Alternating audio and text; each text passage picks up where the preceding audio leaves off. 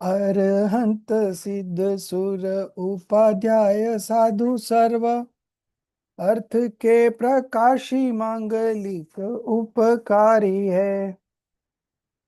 तीन को स्वरूप जानी रागते भई जो भक्ति काय को नमाए स्तुति को उच्चारी है। धन्य धन्य तुम्ही से काज सब आज भयो कर चोरी बारंबार वंदना हमारी है। मंगल कल्याण सुख ऐसो हम चाहते ओ मेरी ऐसी दशा जैसी तुम धारी है। ओ मेरी ऐसी दशा जैसी तुम धारी है। So we'll continue our discussion on sequentially bound modification. Okay. Last week we did 26. Yeah.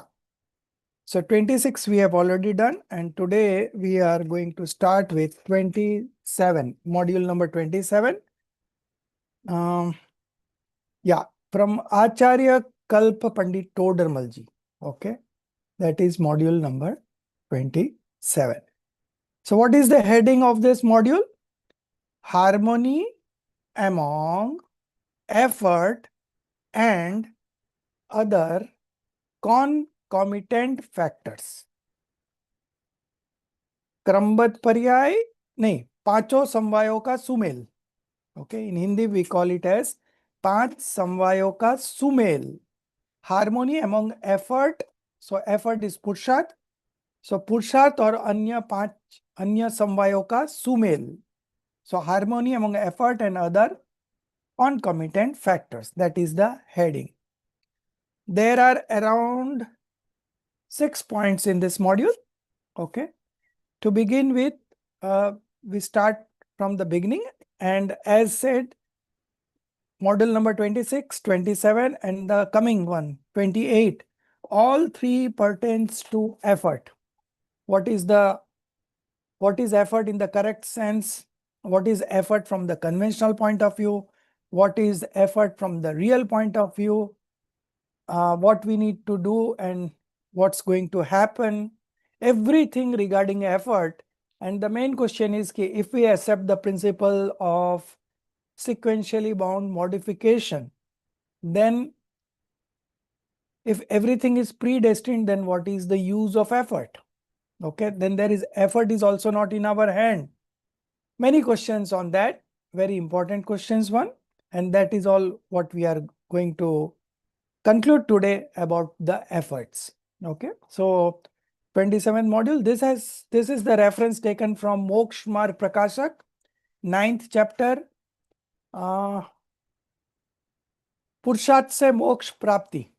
Okay, that is the heading of that in Moksha Marg Prakashak, and from there this excerpt has been taken by Acharya Pandit Todarmalji. Okay, so here he is discussing the 5 concomitant factors. For any action to happen, 5 concomitant factors are always present. Now tell me, what are the 5 factors? Who would say? Jia, tell me, name of the 5 factors.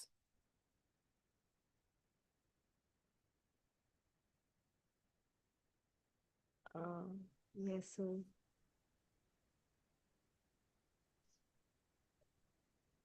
For any action to take place, there are 5 factors involved. Without these 5 factors, no action can take place. So what are those 5 factors which are responsible for that action?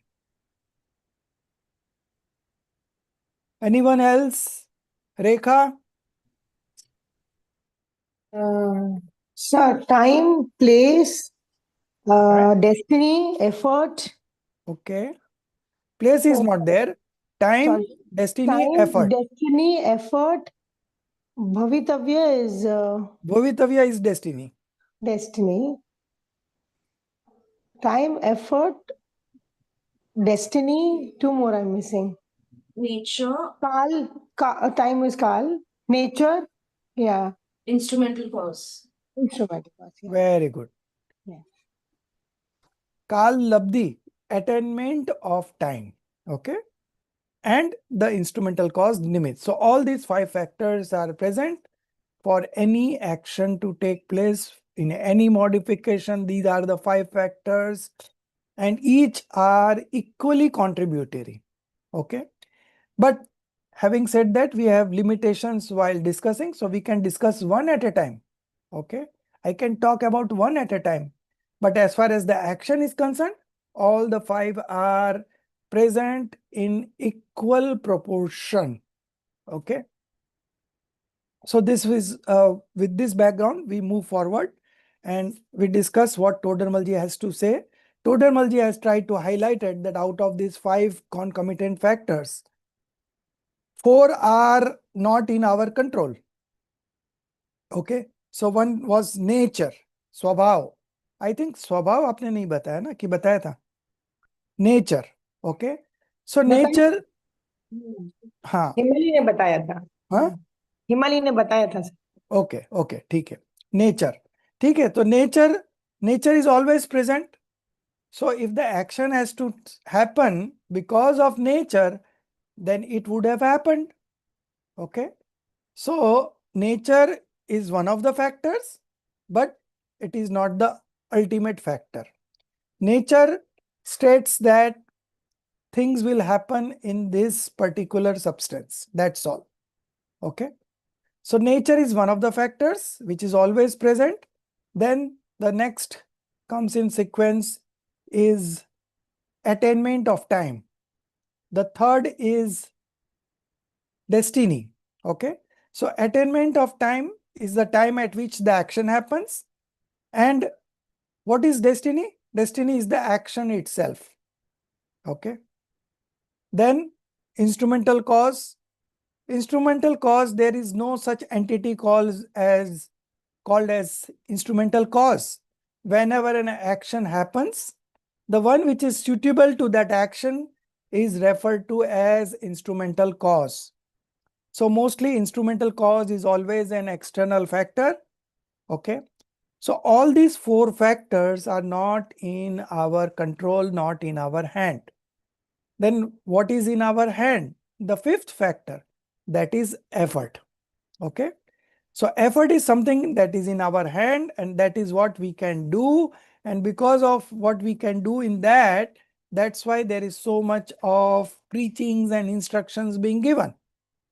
If effort would not have been in our hand, if effort was also predestined, okay, then there is no need to say anything. Everything happened automatically, right? But there is something that you need to do intentionally, consciously, deliberately, purposely. Okay, in Hindi, one word we use, buddhi purvak. And I told you all these synonyms in English, intellectually. Okay, intellectually, intentionally, purposely, deliberately, consciously. Okay, so now we have 5 synonyms for one Hindi word, buddhi purvak. Okay, so buddhi purvak is what we will do, and whatever happens will be as per the eligibility of the moment. Eligibility of the moment means 2 factors coming together. One is attainment of time and the other is the destiny. Okay.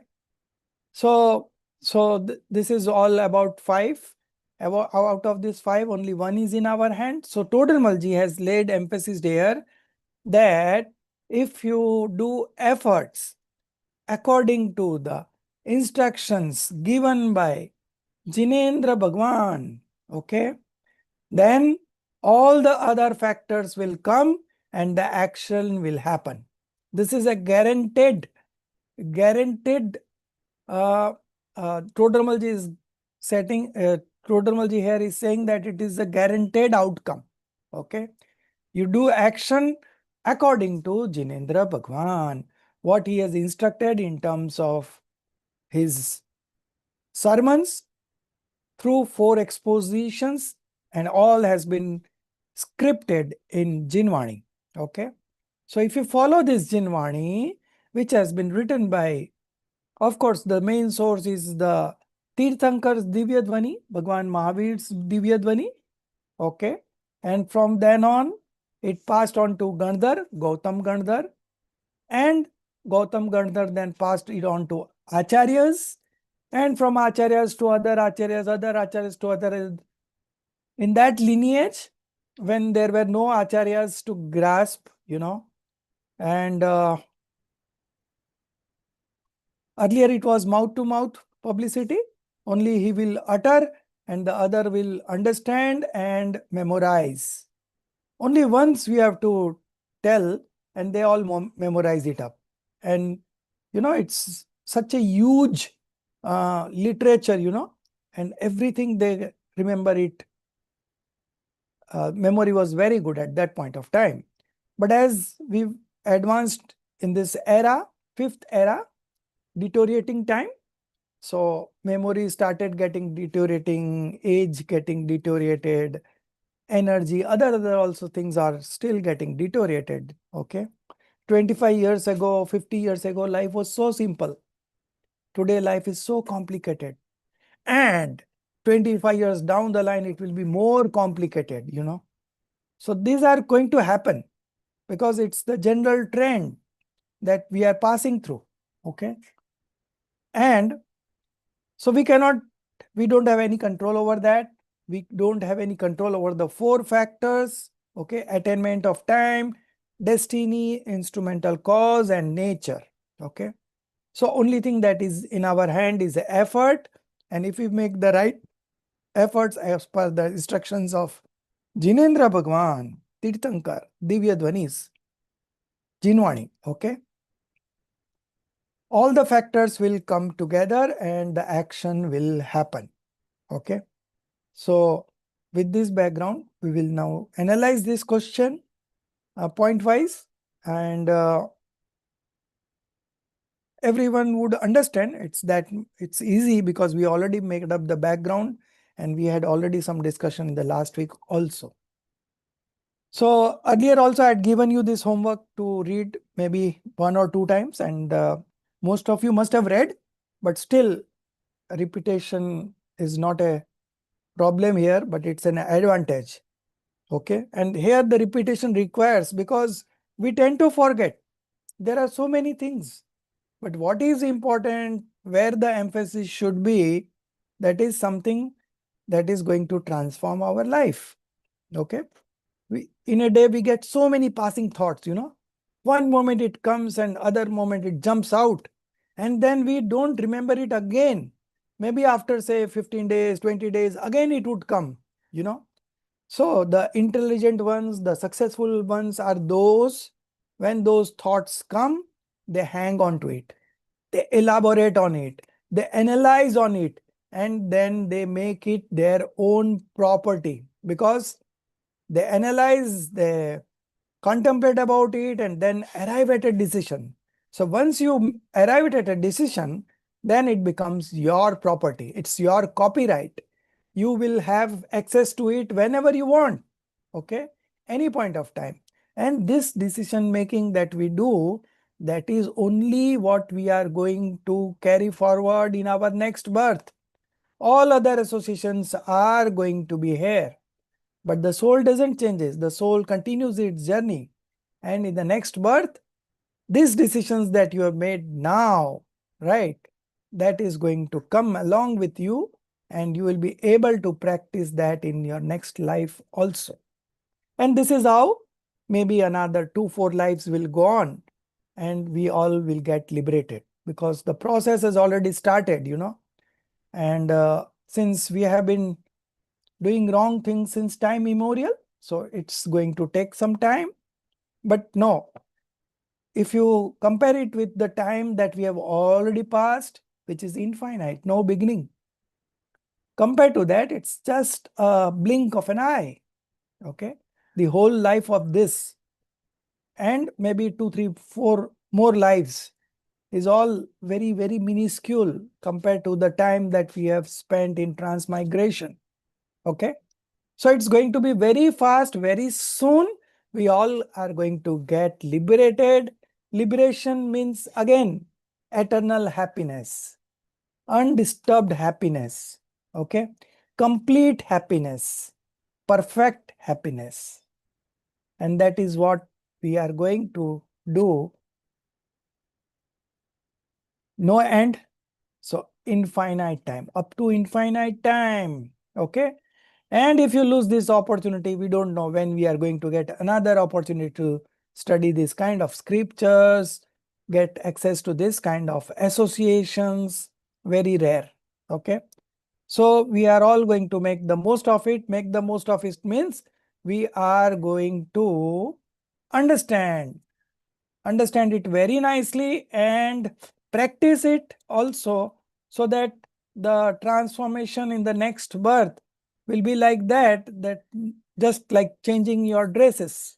Okay, every day we change dresses, right?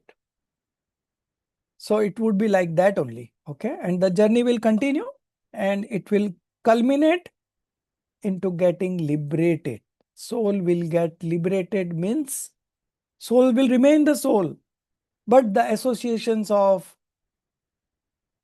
quasi karma, material karma, and the psychic karma, all these 3 types of karmas, which are a cause of this transmigration, that we will get liberated from.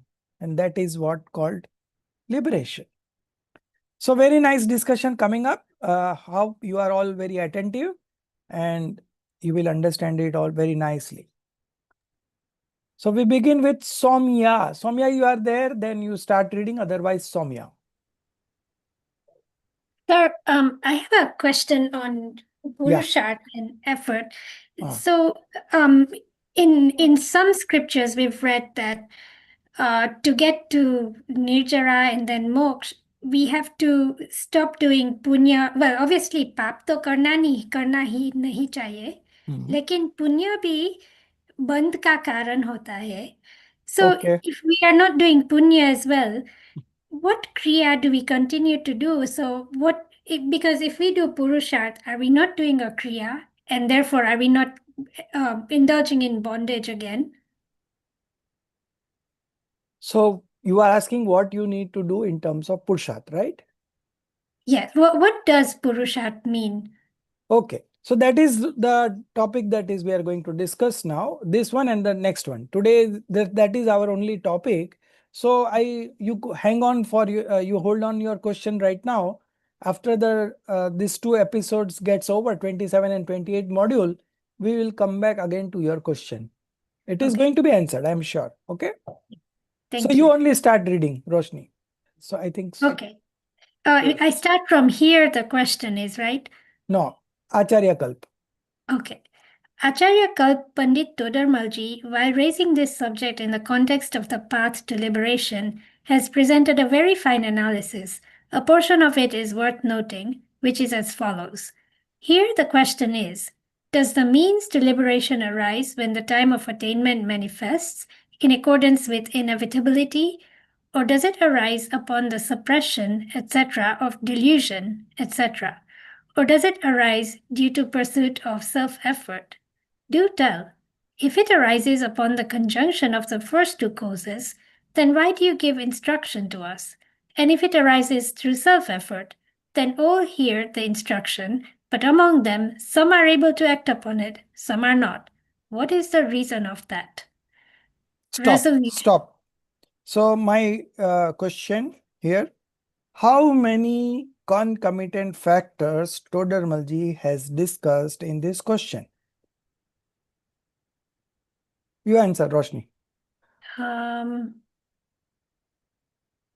So time, kal, Okay. inevitability, bhavitavya. Yes, destiny. And then does it arise upon suppression, etc., delusion, karma? Yes, very good. Or does it arise due to pursuit of self-effort, purusharth? Okay. So three out of 5. Four. Purusharth is, oh yeah, 4. 4. Okay. So Okay. 4. Only nature he has not discussed because it is always present. So that he has not discussed. So 4, he has given us 4. Okay. So, So, sir, Nimit is the same as self-effort? no, Nimit is different factor and effort is a different factor. Both are independent factors. Okay, so there are 5 though. So there's 4 here. Then there's also Nimit, and then No, Nimit is instrumental cause that you already said. Suppression of delusion, etc. of delusion. oh, okay. I was thinking that's karma, Only but karma is not nature the. is missing here. Okay. Okay. So Yeah. nature is eternal, it is always present. So that has not been taken up here, but it is anyway present. So out of these 5, 4 has been discussed here, and Todermalji wants to highlight whether if it is done through effort, right? Then all hear the instruction, and among them some are able to act upon it and some are not. What is the reason of that? Okay. So that is the question. So what makes the difference? It is the effort that if it is the effort that makes the difference, then if those whoever makes efforts, while some of them are successful and some are not successful, why? What is the reason? Okay, that is the question. Now the answer. Resolution. Vacha, should I continue? Yes. Resolution. The accomplishment of a given task involves the conjunction of multiple causes. Thus, when the means to liberation arises, all 3 of the aforementioned causes are present, and when it does not arise, all 3 are absent. Of the 3 causes mentioned above, time of attainment and destiny are not tangible entities. The time in which the outcome comes about, that time in itself is time of attainment, and the outcome that occurs, that itself is inevitability. As for the suppression of karma, that is the power of matter, the soul is neither their agent nor controller. As for pursuit of self-effort, that is the activity of the soul. Hence, the soul is exhorted to strive through self-effort. Stop. So this is the end of point number 1, which includes the question as well as the introductory answer. Okay. So Todermalji is saying of the 3 causes, right?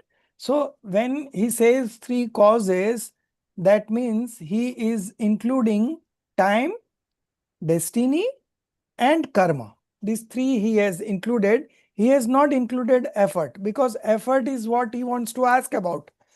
Or does it arise due to pursuit of self-effort? That was the 4th factor. Okay. So that he is not discussed. He has discussed 3 factors. So when he says 3, that means time, destiny, and the instrumental cause. Okay. He wants to ask the question about the effort. Okay. So he says that of the 3 causes mentioned above, time and destiny are not tangible entities. The time in which the outcomes comes about, that itself is time of attainment. Okay. And the outcome itself that occurs is the destiny. Okay. As for the suppression, etc. of karma, that is the power of matter. So karma is an already different substance. It is a matter substance. And what we are discussing now about the liberation, so liberation is pertaining to the soul. Okay.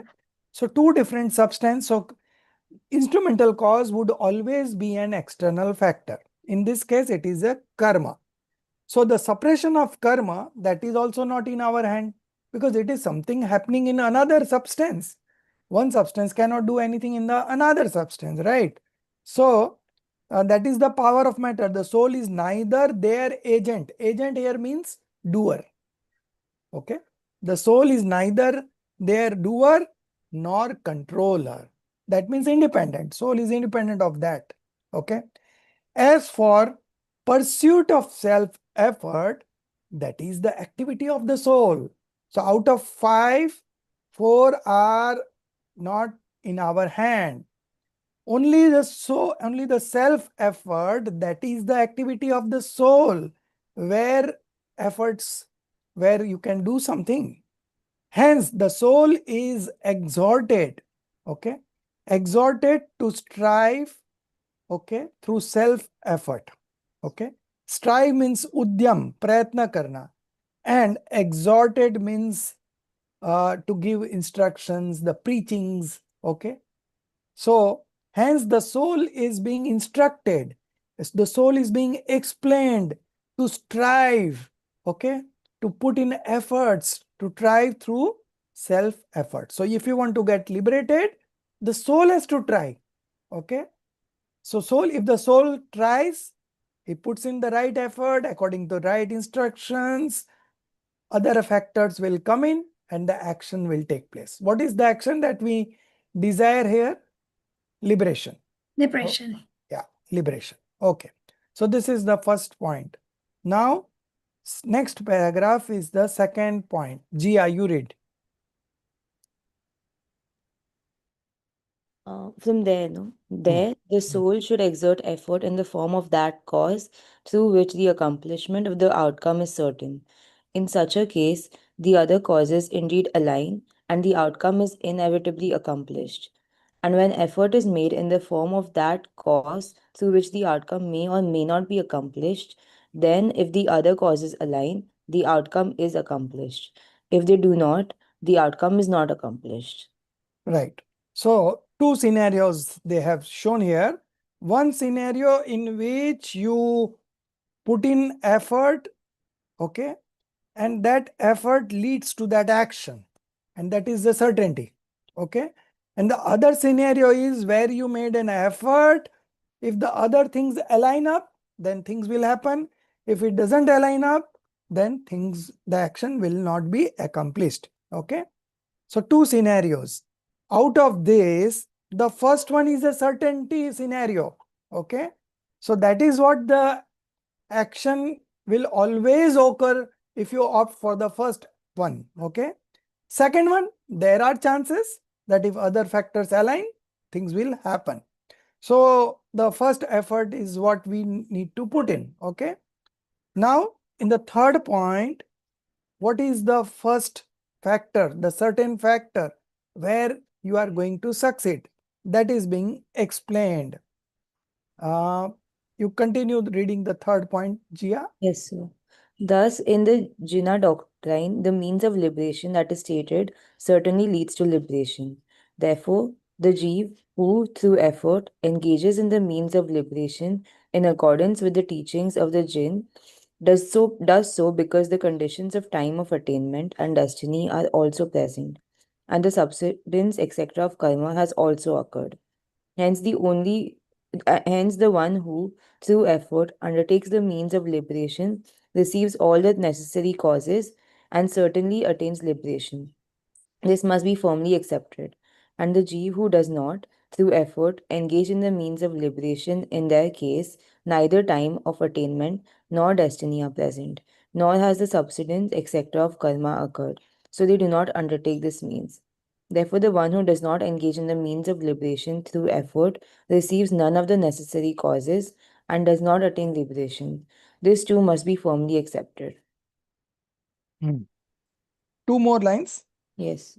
In the above statement, Pandit Todalmalji, while placing effort at the forefront in the accomplishment of an action, has also affirmed the necessary presence of other causes such as time of attainment, etc. Okay, right. So the first factor, the certainty factor, is what? That as per Jinnah doctrine, the means of liberation that is stated by whom? The Jinnah, okay, the Tirthankar. That certainly leads to liberation. So here it is again a certainty, okay? It's a guaranteed method where if you follow that method, you will get liberated. Therefore, the Jeev through the effort engages in the means of liberation. So means of liberation has been documented in the scriptures, okay? Now, Gia, what you have to do? If you bring a mobile, new mobile, there is a instruction coming with that mobile, you know, small booklet. And you open that booklet and you understand which function is for which switch and all, and you start operating, right? So similarly, in the scriptures, the path of liberation is given. And if you operate according to that instruction, you will get into the path of liberation. Okay, and you will get liberated. So the jiva who through effort engages in the means of liberation in accordance with the teaching of the jina. So if I do effort according to my belief, then it will happen? No. No, sir. Then whose belief? In accordance to the manual that's been given by the Scriptures. by the Okay, scriptures. okay. If I act by the manual, then I will get liberated? If you act by the manual and the 5 concomitant factors also happen, then yes. Okay. So we are discussing that plan where it is a certainty, and that certainty is that if you act according to the jina doctrine, all the other factors will also align and the action will be accomplished. Okay. So one thing is here very certain, that in the Jinwani, the scriptures, the path of liberation has been given, enumerated. Okay. If you follow those instructions, then you will definitely get liberated. Okay. So this is the certainty. Okay. And why he is doing so? Because the condition of time of attainment and destiny are also present. Because now the action is going to happen, so the time of attainment is also there and the destiny is also there. And the subsidence of karma has also occurred. That's why he is able to do those actions, you know. Hence, the one who through effort undertakes the means of liberation receives all the other necessary causes and certainly attains liberation. This must be firmly accepted. Okay. This is a foolproof theory. You have to accept it. Whoever does this way will get liberated. Okay. How more easy can it be? Okay. So everything is mentioned here in the scriptures. You read the scriptures, you align your life according to the scriptures, and all the factors will come and the action will take place. Okay. So this has to be firmly accepted. Now, one question. Who is driving this action? Which factor is driving the action? Malti ji.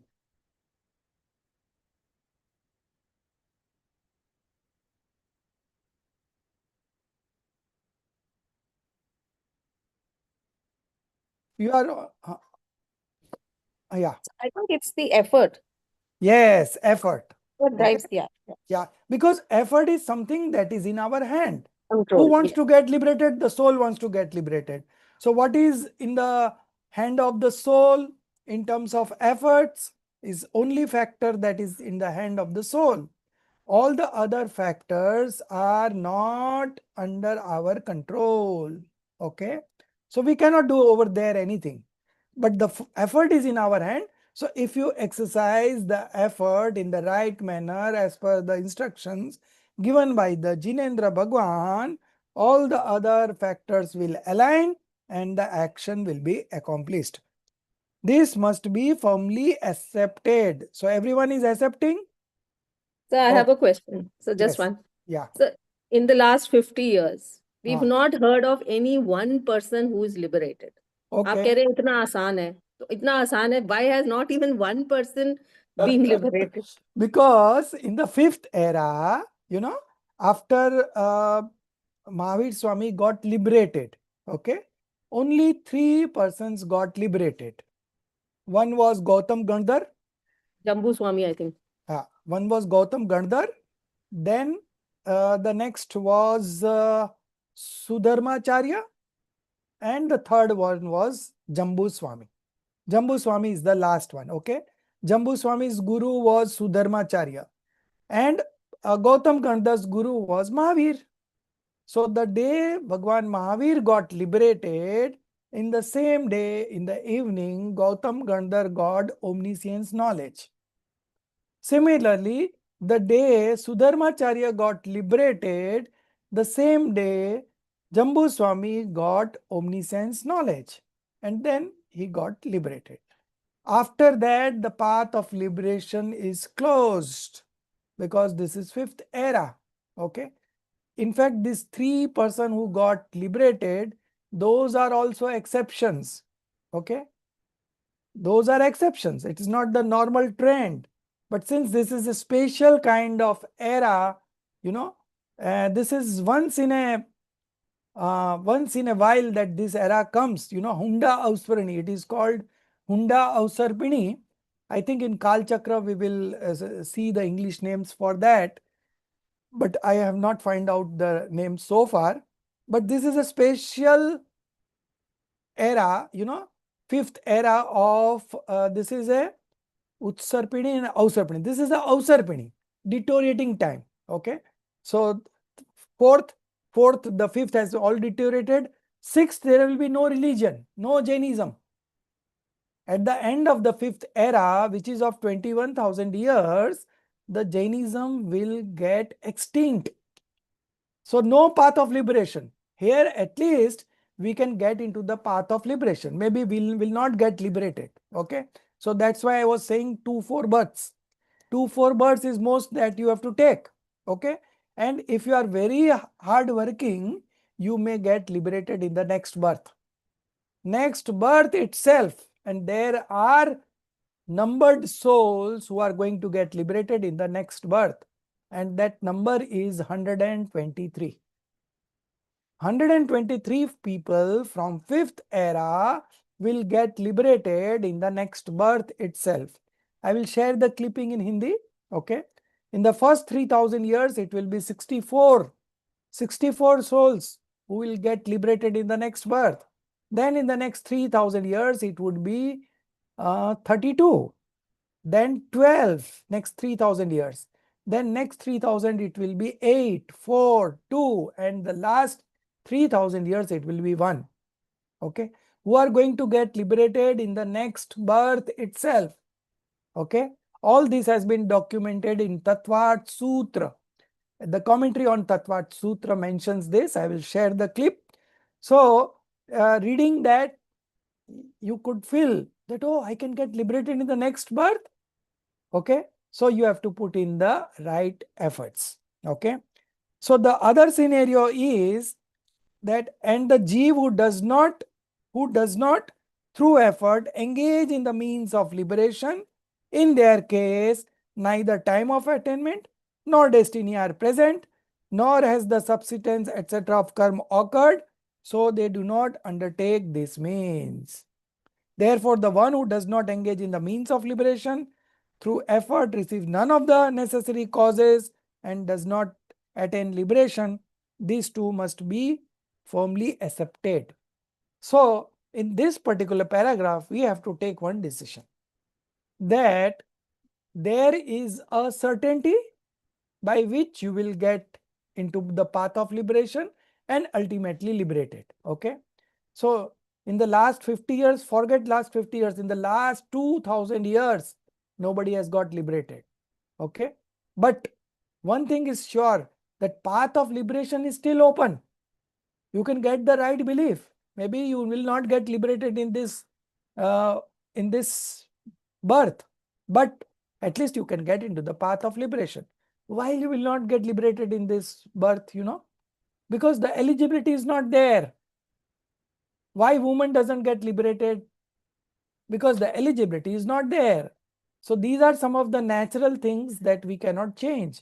It is there and there is no logic behind it, because logic does not apply in the nature, right? So this is a very natural phenomena, that there is not liberation available right now, but the path of liberation is very much possible.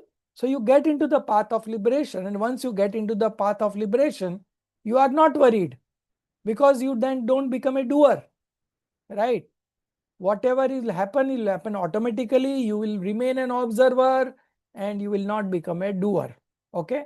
So since you are not becoming a doer, even if you get liberated in this birth or next birth or maybe 50 births down the line, doesn't make a difference, because you have understood your soul, you have realized your soul, and you believe that you are a soul, and the only function of the soul is just to know.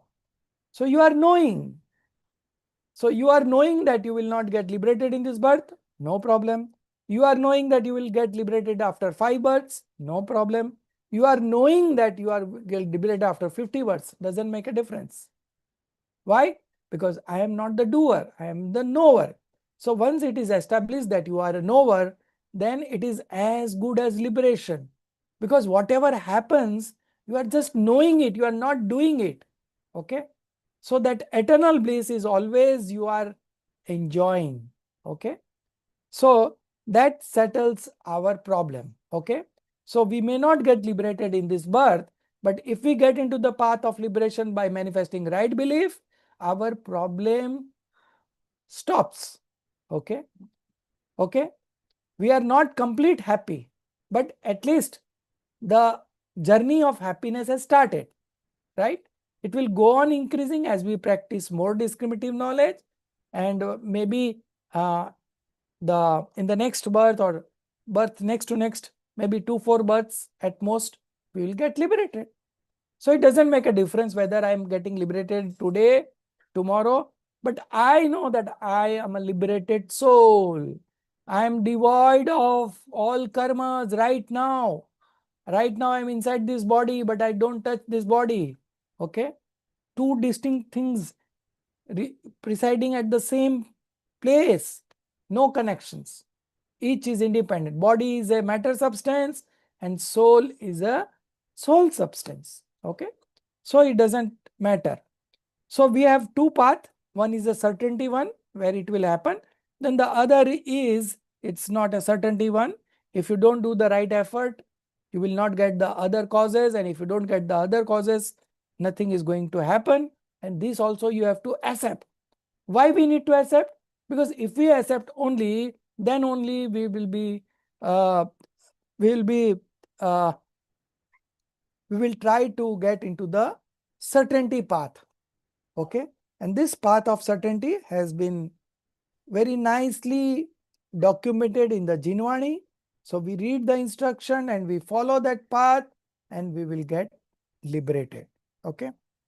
So liberation is a very far off thing, but right now with right belief, you believe yourself to be a soul, and when you believe yourself to be a soul, your only responsibility is to just to know, and that you are knowing. So like, we have studied this 8th Nai, Param Shuddh Nischay Nai, supreme real point of view. What does it say about the soul? The one who never became impure and the one who doesn't want to become pure. Why? Because it wasn't impure to begin with. No. You didn't understand my answer.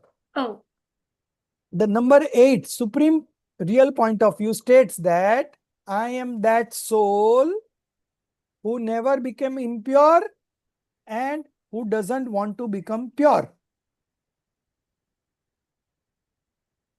जो कभी अशुद्ध हुआ नहीं और जिसे कभी शुद्ध होना नहीं. Why? Because he is already pure, right? He is already pure, so he doesn't want to become pure because he is already pure. So we have to believe in that pure soul. I am that pure soul. I am not influenced by any of the external factors. I am just an observer and I keep on observing every moment.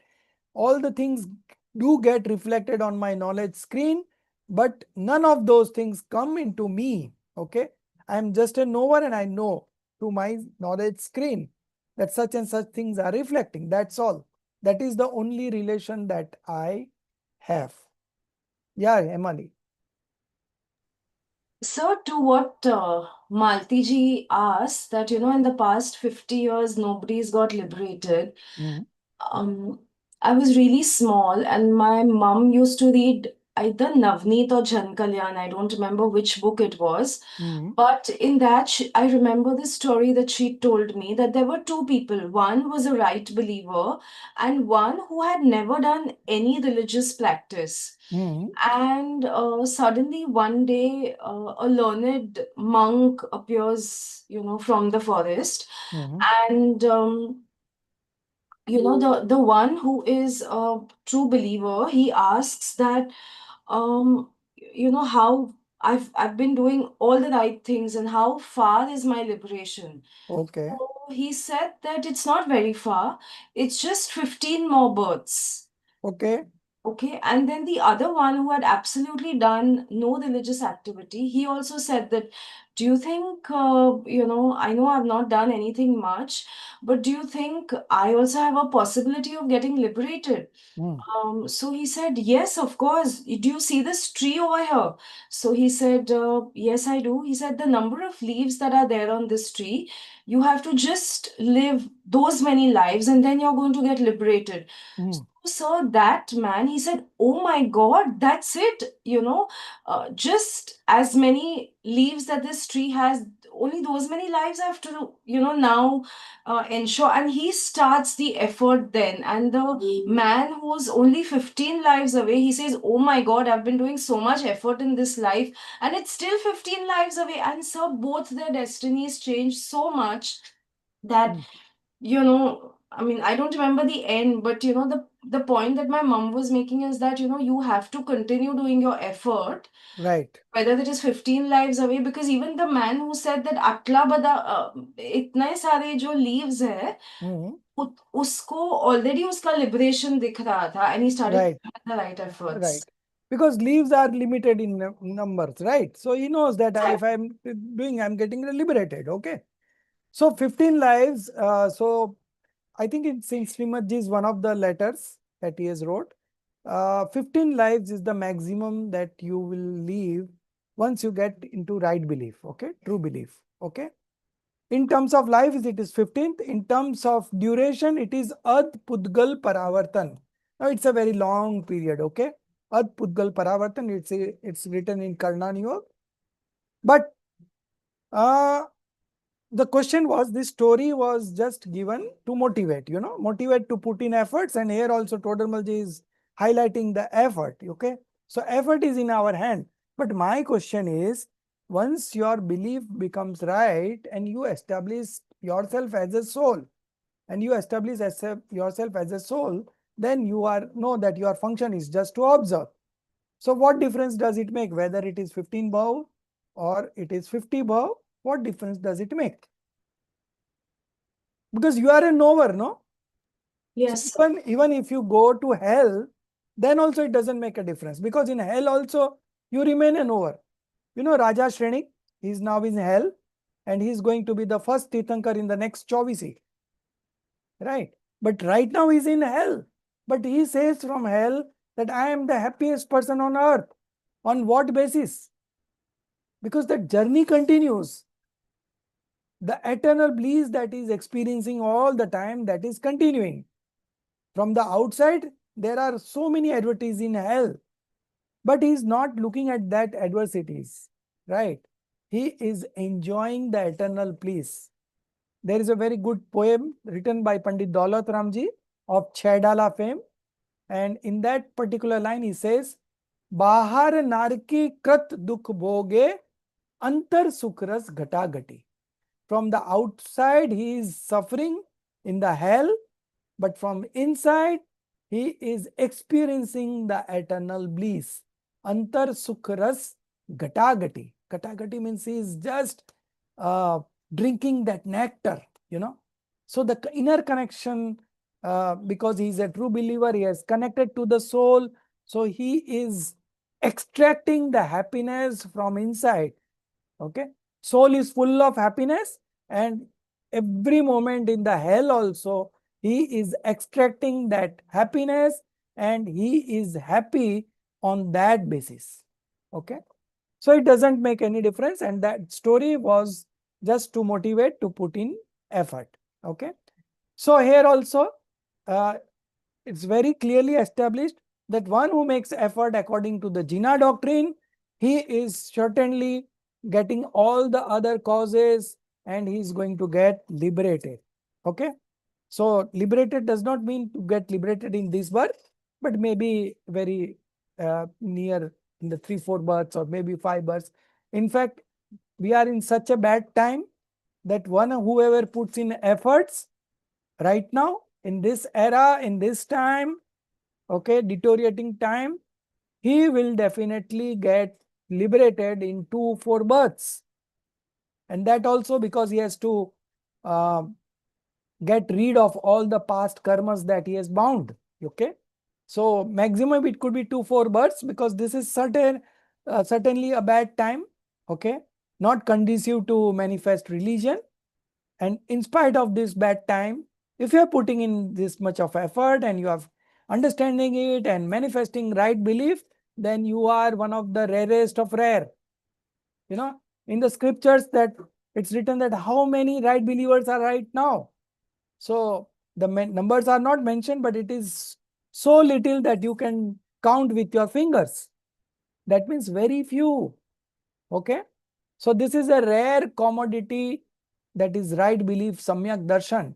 The whole seeking community, okay, Atmarthi, the whole Mumukshus, in fact, Svetambar, Digambar, irrespective of any sects you follow, all are all are after this one thing, Samyak Darshan, right belief. Everyone wants to do that. Okay. So, but if you get into the right effort, it is quite possible, and this has to be firmly accepted. And if you are not putting the right effort, you will not get the other aligning causes also, and you will not get liberated. Okay, this also has to be accepted. So now the onus is on us to put the right effort according to the Jinendra Bhagwan and not according to me. I don't like this. No, that will not work.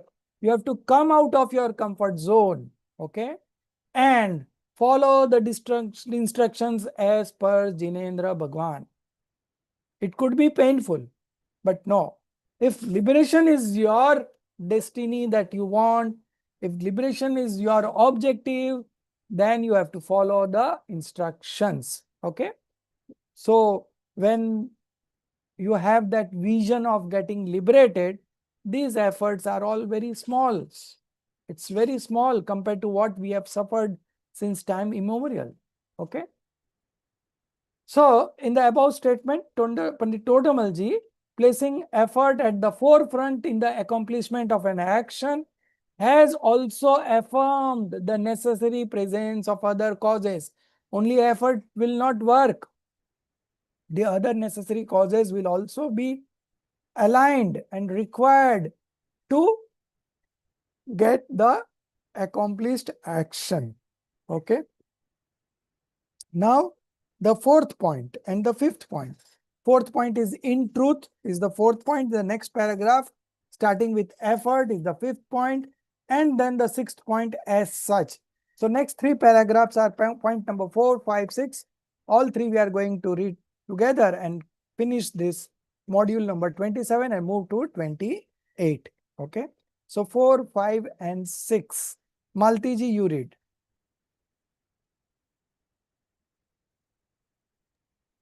Yes, sir. In truth, it is the conjunction of all 5 concomitant factors that produces an outcome. To say that if even one of the 5 concomitant factors is absent, the outcome will not occur. This is mere conjecture, because it is simply not possible that an outcome is destined and any concomitant factor is missing. When an outcome is destined to occur, then all concomitant factors are indeed present. Pandit Todarmalji has articulated this point very clearly, giving primacy to effort. Effort too occurs in accordance with the other concomitant factors. Among the 5 concomitant factors, there is no mutual conflict. Rather, there is an extraordinary harmony. Therefore, to say if destiny does not exist or if time of attainment is not ripe, then what can effort accomplish? Or if the instrumental cause is absent, then what can destiny or effort achieve? Such statements amount to nothing more than mental exercise. As such, no task is accomplished without effort. Everywhere there exists the dominion of self-effort in relation to other concomitant factors. Even in the origination, continuation, growth, and completion of the path to liberation, effort holds a significant place alongside time of attainment, and the other effort holds a significant place alongside time of attainment and the other concomitant factors. Yet, in the context of the path to liberation, the explanation of effort is somewhat different from what the world generally understands effort to mean. Stop. So this is the end of point number 6 and the end of module number 27. Now we'll move on to 28, and that also effort is only being discussed. Okay. But before that, so 4th point, 5th point, they both elaborate that there is no mutual conflict among the 5 factors. Rather, there is a extraordinary harmony. Okay. Extraordinary harmony, alternatively, marvelous concord. So earlier ChatGPT was marvelous concord. That is what I have got in my printout. But then these people have changed it to extraordinary harmony. Now, same meaning. So there is no difference in meaning. So it's the same meaning. But after my corrections, these people are making changes. So that's the problem. So now I am planning to have another printout, according to the, what they have done the changes. So we are all aligned. But anyway, the meaning doesn't change. So it's okay. But it's a dangerous thing because they will never know where the meaning changes, So, but still I am very alert. When you are reading, I am tracking my script, because if there is any changes that they have made, which is always there here and there, but if it is not changing the meaning, it's okay, no problem. So when you say that I am putting the efforts, but what will happen if the right time doesn't come? If the destiny is not there, then what will happen? So all these are mental exercises, futile mental exercises. It doesn't happen.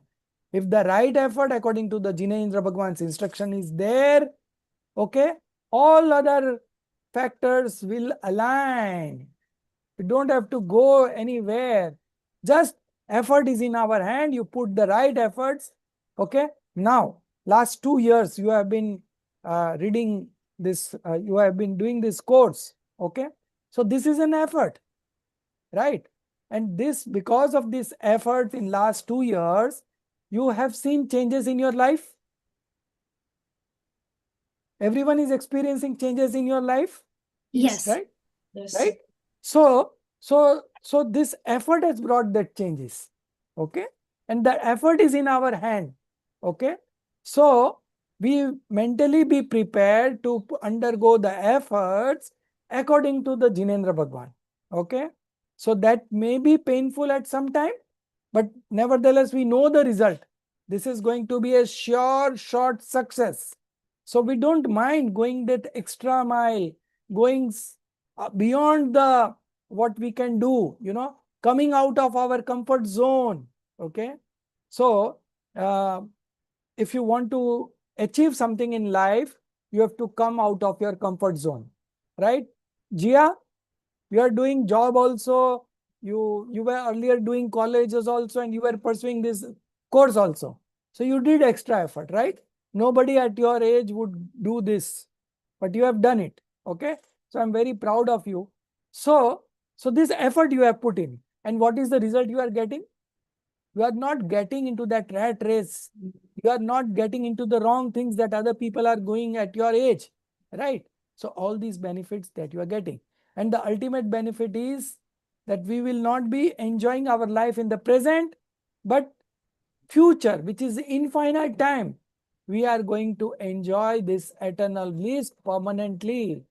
Because when we get liberated, we don't come back to this worldly existence, right? So we are pure soul, or we are pure soul. We believe ourselves to be this body, but we are not this body. This is not our entity. Our entity is the pure soul, okay? And that pure soul always remains pure, okay? So that is what we are right now also, we are not enjoying the association of body. We are not enjoying the association of all other factors. What we are enjoying is the feeling that we are manifesting. Okay. And that feeling is of the ours feeling. It is the soul's feeling that we are all experiencing. You know, even if you eat a sweet rasgulla, you are not eating the taste. What you are experiencing is your own experience. The happiness that is coming, the enjoyment part, the joy part is coming from the soul itself. Okay. So what we enjoy every moment is a manifestation of the soul and not any other external factors. Although they may be an instrumental cause, but as far as the pure soul is concerned, it is only experiencing its own modification every moment. Okay. So now there is some impurities, there is some purities, and as we go along, these impurities will start reducing and purity will start increasing. And a time will come, there will be 100% purity and 100% impurity will go away, and then you will get liberated. Okay. So this is going to be the journey. So never think on those lines that if I put in the right effort, if the destiny is not there, I will not get the action done. No, it never happens. If you put in the right efforts, all other factors align and you get the action accomplished. This is a guaranteed scheme. Okay, this is a guaranteed scheme. There is no ifs and buts, no conditions involved. Okay, it's all in your hand. The ball is in your court. You have to just put in the efforts in the right direction, in the right manner, as prescribed by the Jinendra Bhagwan, and those scriptures are there with us. It has been 2 years and we have read so many scriptures. And in the next 3 years, we are going to close to 40 books we are going to study in the 5 years. Okay. So in 2 years, maybe we have already covered maybe around 20 books. Okay. 15 to 20 books we have already covered. So this is what we have Jinendra Bhagwan's instructions, the Jinwani that we have got. Okay. So these are all Jinendra Bhagwan's instruction. So if we align our thought process with the Jinendra Bhagwan's instructions, okay, if we put in the right efforts again includes reading the scriptures, contemplating, analyzing, and arriving at a decision. This is only what we could do in terms of effort. So we keep on doing this and our knowledge keeps on upgrading. Okay. And more it gets upgraded, the more we are enjoying. Okay. So 2 years ago, the level of anxiety that was present, and today the level of anxiety has changed. We are more relaxed, more calm, because some of the principles that we have learned and that we have decided on are there with us. And because of those principles, the application that we are doing in our day-to-day life, every moment, we are getting relaxed all the time. Okay. We are not getting into those kind of anxieties that we were used to get earlier. So much of tension, depression, nothing. All very easy, natural. Everything is happening automatically. There is no doership. Okay. The last point. As such, no task is accomplished without effort. For any action to happen, effort is one of the factors. So it will always be present by default. Everywhere there exists the dominion of self-effort in dependence on other factors. Even in the origination, continuation, growth, and completion of the path to liberation, effort holds a significant place alongside time of attainment and the other concomitant factors. Now, my question, Jia, you will be able to answer, so I'm asking you. Why effort holds a significant place? Because effort is the only factor under the control of the soul's. Very good. Absolutely perfect. Very nice. Okay. So we are all aligned mentally to put in the efforts according to the scriptures, and we know the result is going to come. It's a foregone conclusion. Okay. We don't say like that I will put the right effort, but I don't know whether it will happen or not. We don't say like that. We will put in the right effort and the action will happen. I will put sugar into the milk and the milk will become sweet. It's a certainty, right? If you put sugar in the milk will get sweet. That much certainty is here also. If we put in the right efforts according to the instructions given in Jinvani, all the other factors will align and our action will be accomplished. All are there with me? Okay? You are all agreeing with this, that if we put in the right effort according to the instruction, we will get liberated, right? Yes, sir. Yes. Okay, good, good. Yeah. Now we will further dwell into the what is the effort in the real sense in the 28th module. I have a doubt, sir. Yeah. Ask.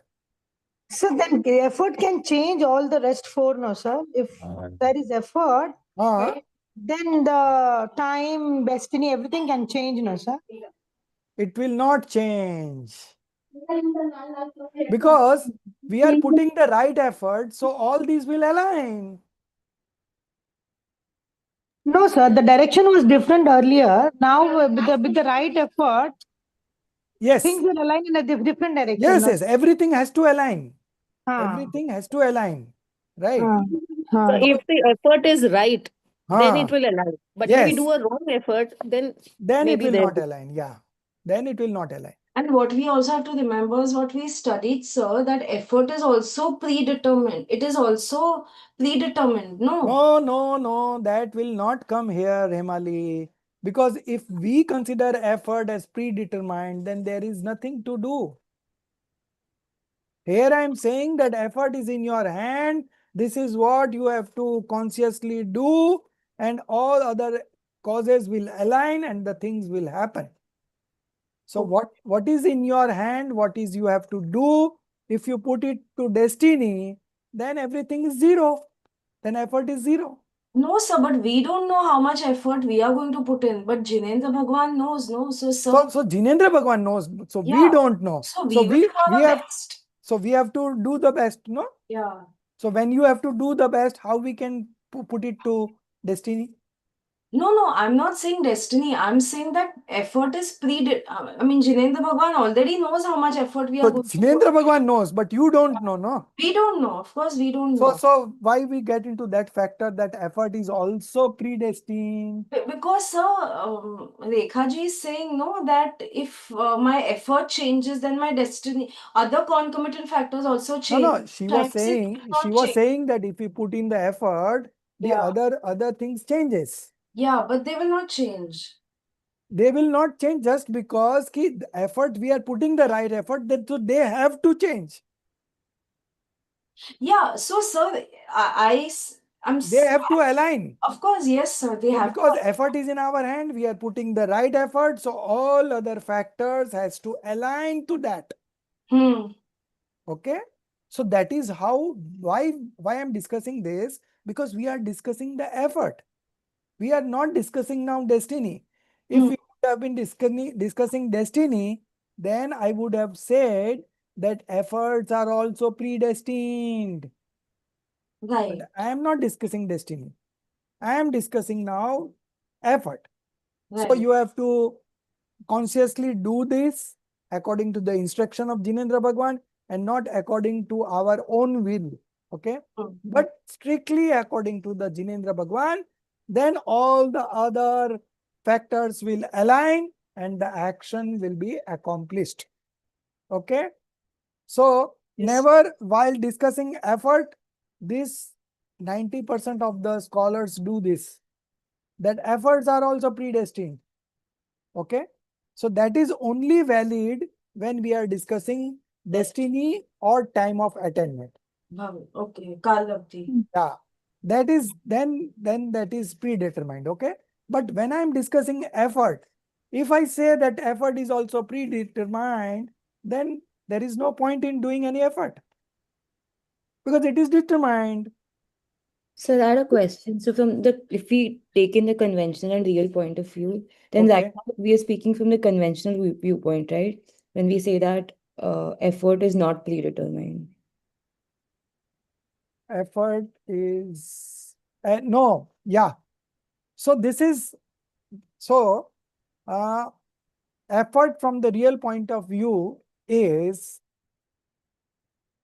the decision making or the understanding that we develop.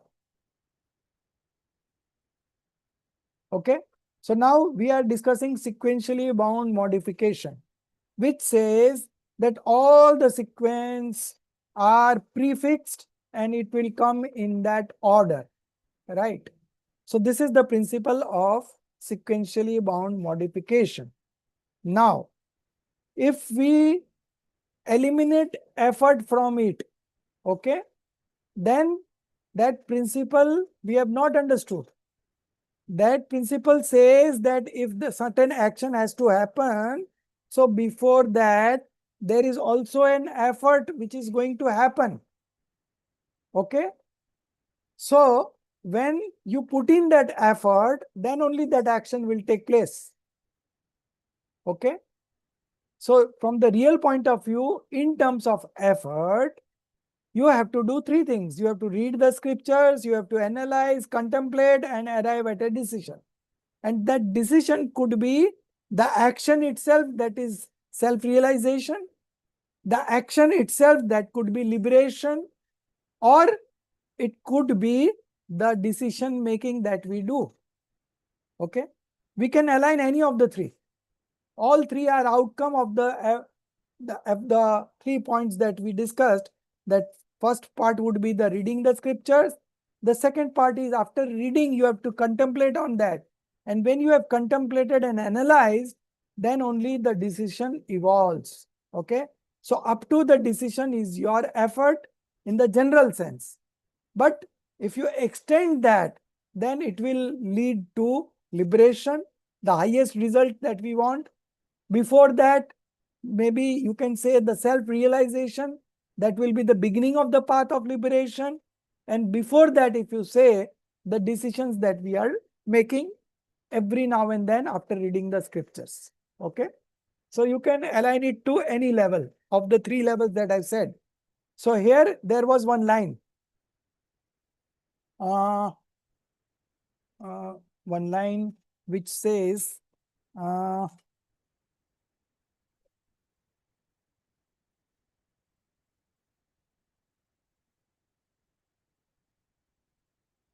minute.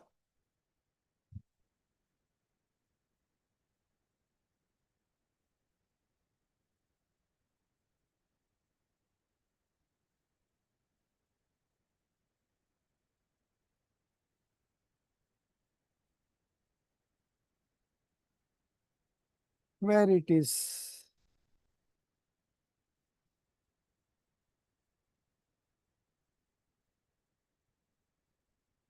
So I'm telling you the answer. I'm not getting that line right now. Maybe in somewhere I read right now or before that. So it says that if you put in getting into the path of liberation itself is the real effort. Okay. Getting the self-realization is the real effort. I think it will come in the beginning or in the next. This module, it will be there. Okay, 28 module, it will come. I'll again point out, okay, what I want to say. So what will be the effort? Effort would be, what would be the real effort? Okay. So conventional effort would be, everything else would be conventional effort. In terms of real effort would be the ultimate decision making that you do, the happening of the self-realization, right belief, or getting liberated. Okay, this is the 3 actions that we want. Ultimate would be the getting liberation, and before that would be self-realization, and before it, whatever we read, we arrive at a conclusion. These are the 3 real efforts. Okay. So that we will be discussed in the module number 28. Okay. So in continuation with Himali's question, like, is effort also predestined? Mhm. But according to omniscient, they can see, no, so they can Yeah, know. they know, According to they them, know it it. is They predestined. know it, so they know it. Okay. Mm. But we Mm. don't know it, so we have to We put in don't the know. efforts. Okay. Correct. Yes. Because we are discussing now effort. Okay. Okay. So now the last part, 28, about the effort. This is your homework CC2. Okay. One of the topic is Krambhat Paryay and Ford exposition. Okay. And the other topic is Krambhat Paryay and effort. So 26, 27, 28 module, these 3 you have to read and you have to summarize in your own words. I don't want wordings from here. You read it 3 times, 4 times, 5 times, and actually define the effort. What we need to say in terms of effort. Okay. Now the 28th module. In the Bhasha Tika means commentary on Purshat Siddhi Upay, in the essence of verse 9. Pandit Todarmalji defined Purusha in the following manner. So this has been adapted from scripture Purshat Siddhi Upay. This has been written by Acharya Amrit Chandra Dev, and in the verse number 9 in the commentary, Pandit Todarmalji, who has written the commentary on Purshat Siddhi Upay, he says the real definition of Purusharth. Okay. So now we will see the real definition of Purusharth. Okay. So Purusharth. Okay. Hindi word Purusharth. Purush plus Arth. Okay. 2 words coming together and it becomes Purusharth. Now what is Puru? One who being the master. Okay. Of the supreme attribute of consciousness. 1 minute. This is, you are getting any disturbance? Okay.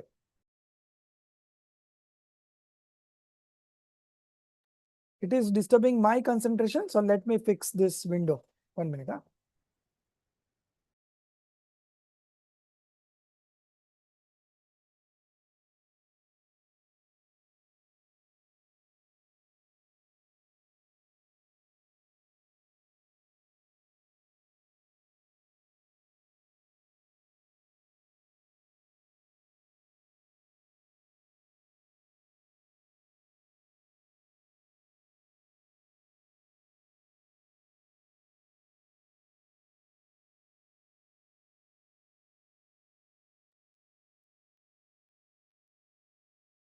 Okay, so there is some construction work going on. So I was getting distracted. So I closed the window. Okay, now we are good.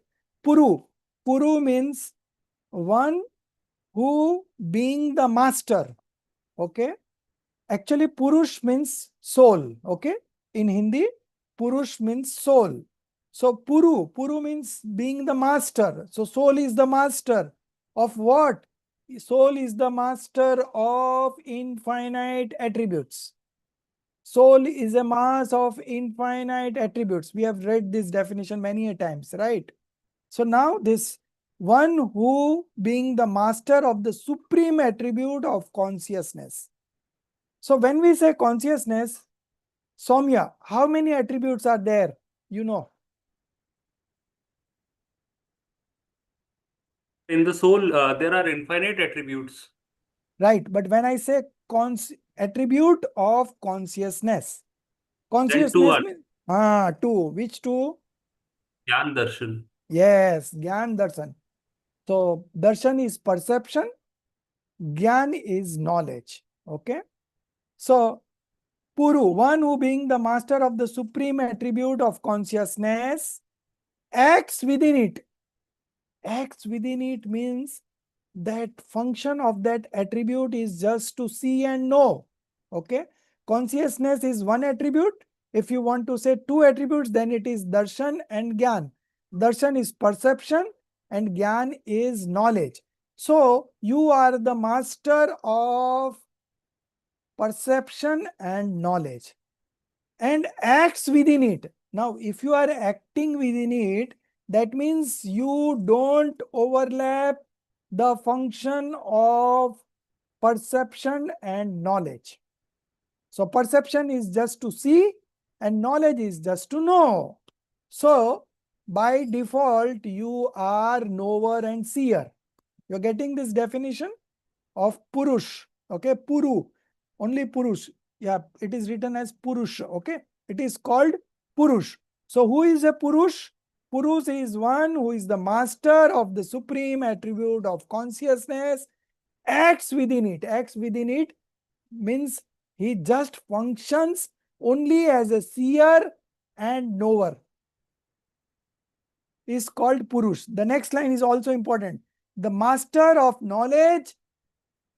What is written? Belief. So you cut down belief and write perception. Okay. Here, darshan does not mean belief. Here, darshan means samanya avlokan, general impression. Okay. And that is called perception. Okay. So little bit of difference between English and Hindi. Hindi, we are very clear about the terminology, you know. So when we say upyog, darshan, gyan, so darshan means samanya avlokan and gyan means vishesh, right? Here, the master of knowledge, not belief, but perception. So everyone would cut and write perception, otherwise things will go wrong. Here we are not discussing belief. Gyata, drashta. Drashta means dekhne wala, gyata means janne wala. Okay? So no confusion. So the master of knowledge, perception, filled consciousness is called Purush. So Purush is an entity who is just a knower and seer. Okay, are you all okay? So this definition itself projects us as a knower and seer. We are all Purush, we are all soul. And the primary function of the soul is just to see and know. Arth, arth means prayojan. Prayojan means purpose. Okay. One whose purpose is to act solely within the supreme attribute of consciousness is said to possess Purusharth. Purush plus Arth. Arth means purpose. Purush means soul. So soul plus purpose. What is the purpose of the soul? So the purpose of the soul is to be a knower and seer. This is called Pursat Siddh Upay. Purshat. This is the meaning of the earth Purshat. And Siddhi Upay. Siddhi Upay means one who accomplishes that task, okay, to remain a knower and seer. That is called Pursat Siddhi Upay. So Pursat Siddhi Upay is a scripture wherein right belief, right knowledge and right conduct have been discussed, and that is the path of liberation. Okay. So Purusharth, the definition of Purusharth has come from here. The scripture Purusharth Siddhi Upay, written by Acharya Amritchandra Dev, and in that Purush, two words, Purush plus Earth. So Purush is the soul, the master of supreme attribute of consciousness, okay, and purpose means one whose purpose is to act. So purpose is to act solely within the supreme attribute of consciousness is said to possess Purusharth. In other words, now this is the line that I want to highlight it. You know, I was not finding it because yesterday I was reading it and today morning also I was reading it, so I got confused. In other words, in the path of liberation, the effort to attain self-experience itself is Purusharth. You got, Jia, your answer? The effort to attain self-experience itself is Purusharth. We can also say, in the path of liberation, the effort to get liberated itself is Purusharth. Okay? And the one before that is in the path of liberation, the decision making is only Purusharth. Okay? So we are aligned with all three meanings. Okay? In the other words, in the path of liberation, the effort to attain self-experience itself is Purusharth, effort. Okay? So now you all know what is effort, right? In the real point of view, to manifest self-experience, to manifest right belief is the Purusharth, to manifest liberation is the Purusharth, to manifest the decision making is the Purusharth. Okay, you can take any of these three. Here it is taken Purusharth as to attain self-experience. So it's all connected, you know. So if I am taking liberation as the accomplished action, then the effort would be to get into self-realization, self-experience, right? Because unless and until you realize yourself, the path of liberation does not begin. And if the path of liberation doesn't begin, then there is no question of getting liberated. Okay. So if we consider accomplished action as liberation, then what would be the effort? Self-realization. If I considered action to be self-realization, what would be the effort? Soumya? Sir, right belief. So right belief is the action. What would be the effort? Study of Sir, study of the scriptures. Right. Okay. So in Hindi, we call it as a relationship between kartavya and adhikar. Okay. So if kartavya is something that you have to do and adhikar is the right that you get, right? So the one who wants adhikar but who doesn't want to do kartavya, he never gets adhikar. He gets dhikkar. Okay. He is cursed. Okay. So if you want to get something, you have to do the underlying effort behind that, right? So underlying effort, that is what you need to do purposely, and the action that will happen is the what you call is the result, right? It's the adhikar. Okay. So now I think you are all clear about this. So Purusharth means one whose purpose is to act solely within the supreme attribute of consciousness is said to possess Purusharth. In other words, in the path of liberation, the effort to attain self-experience itself is Purusharth. In the state of conviction, conviction here means belief, okay? In the state of conviction, belief in sequentially bound modification, that aforesaid effort especially awakens, okay? That aforesaid effort especially awakens, okay? So the one who argues that if we believe in sequentially bound modification, then effort will be zero. For them, they are saying that on the contrary, the right effort awakens. Okay? If you understand this principle of sequentially bound modification, effort does not become futile. In fact, the right effort awakens. You are more aware, you are more careful for the being. Distressed since beginningless time by the perpetual craving to alter the transformations of the world according to his desires. Okay? So, earlier what was the situation? We were trying to alter things. Now, understanding the sequentially bound modification principle, what has happened? What action has happened? That your right effort has awakened. And what is that right effort? That right effort is that you know that everything happens according to everything is fixed, you know. All the three times, past, present, and future modification of each substance is prefixed and it happens in that sequence itself. Okay. There cannot be any changes. This is the principle of sequentially bound modification. Okay.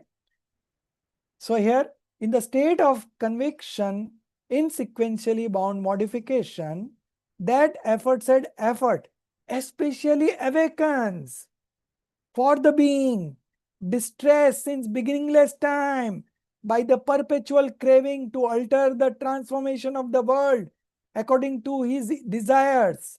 Okay, when he experiences that he cannot bring about any alteration in the world's transformation, then his active consciousness, upyog, naturally turns away from the world and orients towards the self. Are you able to understand this, or I will explain in Hindi? So we understood. Okay, but I will still explain in Hindi. Okay. 1 minute. Where I am? First point, 28, first point. Okay. क्रमबद्ध पर्याय की श्रद्धा, conviction. Okay. क्रमबद्ध पर्याय की श्रद्धा, क्रमबद्ध पर्याय is sequentially bound modification. क्रमबद्ध पर्याय की श्रद्धा की स्थिति में तो उक्त पुरुषार्थ, ओके, above पुरुषार्थ, द एक्सप्लेनेशन, द पुरुषार्थ एक्सप्लेन्ड above, विशेषकर जागृत होता है, अवेकन्स, जागृत होता है, क्योंकि अनादिकाल से जगत के परिणमन को अपनी इच्छा अनुकूल करने की आकुलता से व्याकुल प्राणी जब यह अनुभव करता है कि जगत के परिणमन में मैं कुछ भी फेरफार नहीं कर सकता, तो उसका उपयोग सहज ही जगत से हटकर आत्म सन्मुख होता है. Okay, I've just read in Hindi, so if anyone has any doubt, because the language of English is like bit like that only. Again, I'm reading the English one. In the state of conviction belief in sequentially bound modification, that aforesaid effort especially awakens for the being distressed since beginningless time by the perpetual craving to alter the transformations of the world according to his desire. When he experiences that he cannot bring about any alteration in the world's transformation, then his active consciousness, upyog, naturally turns away from the world and orients towards the self. This is very important. Orients towards the self. Now, why one question? What is the underlying factor behind this thing? Orients towards the self. Our active consciousness naturally turns away from the world where it was previously. Okay, turns away from the world and orients towards the self. What is going to bring this transformation? What factor? Sir, right belief. Very good, right belief. Otherwise, you can say the reading the scriptures, analyzing and arriving at a decision. Okay, that also could be the answer. So the more we read the scriptures, the more we analyze, the more we arrive at a decision, automatically this process of transformation gets activated, and ultimately one day, one moment, that active consciousness which was engaged since beginning times into the external world will turn inwards and orient towards the self. And when it orients towards the self, it gets one with the soul, and the realization, self-realization gets, the self-realization manifests. Understood everyone? How Samyak Darshan will happen? The upyog, which is always craving towards the external world, okay, to get happiness, that upyog, when he realizes that happiness lies within, and all the subsequent principles that we have learned in last 2 years, with that power, you know, that active consciousness, the upyog, will transform towards, orients towards the self. This much you have to do in terms of effort. This is the effort. We have not done this since time immemorial. We have done everything in the universe. We have become king, we have become what not. You say any post, anything, We have done everything infinite times. But one thing that we have not done is this, that his active consciousness naturally turns away from the world, one side, and orients towards the self. Two things only you have to do. Active consciousness naturally turns away from the world and orients towards the self. Turns away from the world and orients towards the self. This much is only the thing that we want to do by all these studies. This study's result is this one line only. Okay? And when this conviction arises that even within my own sequentially regulated modification, I cannot affect any change, then the gaze means here belief, drashti, then the gaze too shifts away from the modifications, paryay upar se bhi drashti hat gayi, okay, and inclines towards one's own intrinsic nature, that is swaswabhav, that is swadravya, okay, inclines towards one's own intrinsic nature. And when these things happen, the self-realization happens. So the whole process has been explained here in one paragraph. So important, last two paragraphs that we read. Okay. Now the second point. So this is the end of the point number 1, where they have shown what you need to do. What is your role as a seeker? Okay. To put in such efforts that our active consciousness, since beginningless time, which was always craving to alter the transformation in the external world, or which was engaged in the external world, naturally turns away from that thing, from the world, and orients towards the self. Okay. So two things. One is our active consciousness engaged in the external world, and the other is the transformation happening within ourselves. Okay. There also we cannot do. Okay. So external world also we cannot do anything changes, and in our internal world, the flow of modification, there also in that flow, that sequence, nothing can be changed. Okay.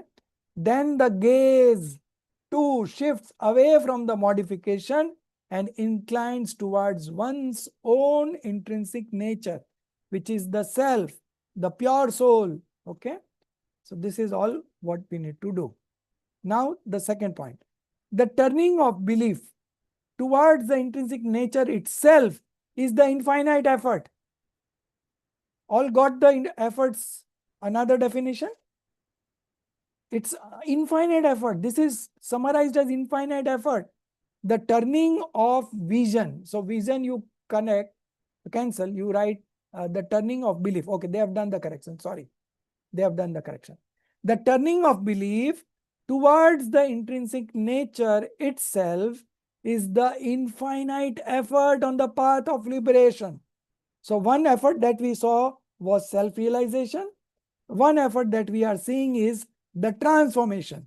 Okay, that is the turning of belief towards the intrinsic nature itself is the infinite effort on the path of liberation.